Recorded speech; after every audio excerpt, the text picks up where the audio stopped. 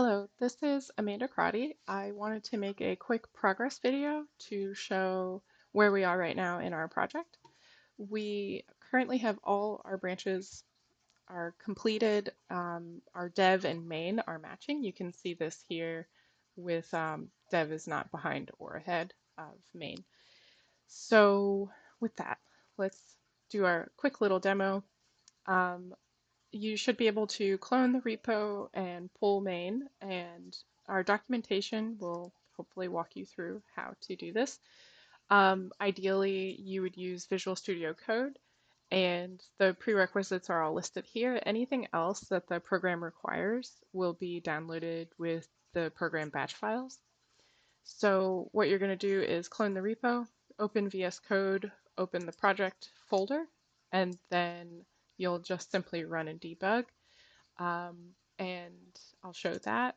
And then we also have instructions on what you need to do once the program's running. You'll have to open up Windows manually in your browser.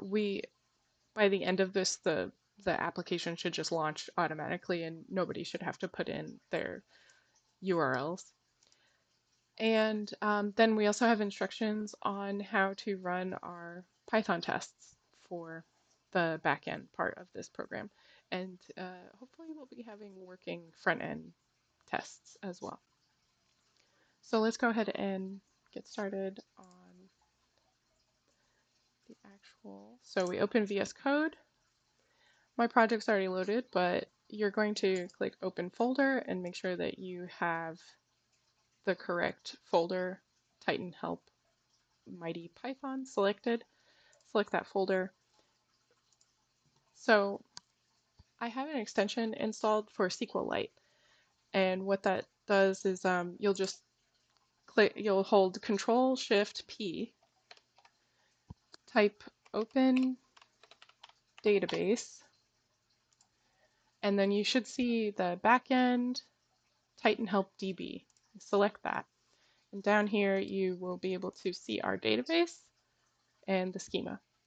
So after I'm done running the tests, you'll see that we still have the same schema. I'll just go ahead and take like a little screenshot of it, and we'll compare that after I run the tests. Close the database. Okay, so as our instructions say, you just need to go to run and run and debug. There's three options. You can run just the back end, you can run just the front end, or you can run full stack. I choose full stack and I run.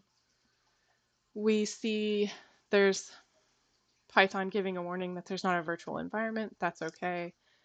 There is a PowerShell warning, but there are no red errors. There are no console errors, no major problems.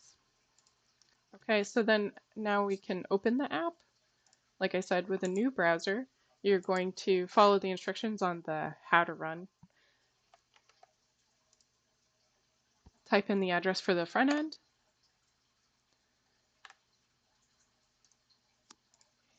And you can see there are no console errors, no network errors. Type in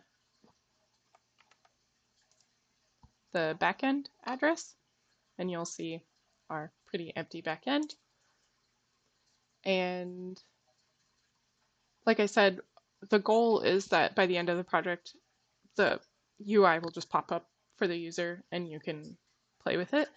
And there, it would be nice to have like, if I could quickly, it's usually not very hard. I don't know if it's compatible with Python, but just to have kind of like an API interface. I'll have to look into that so that the API interface can launch too, and you can kind of look at the API and the models there.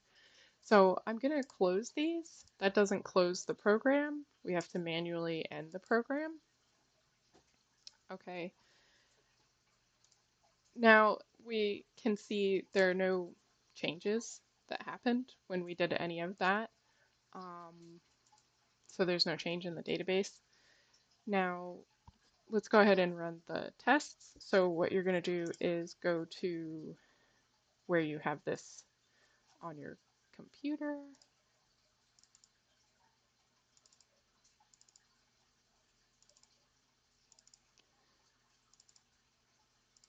Okay, then you need to get into backend and open a new terminal. Once you're here, everything should have installed, like I said, for PyTest. It's in the requirements text, so we should be able to run and see our past tests. We have two tests, um, the get tickets API request and the create ticket model. So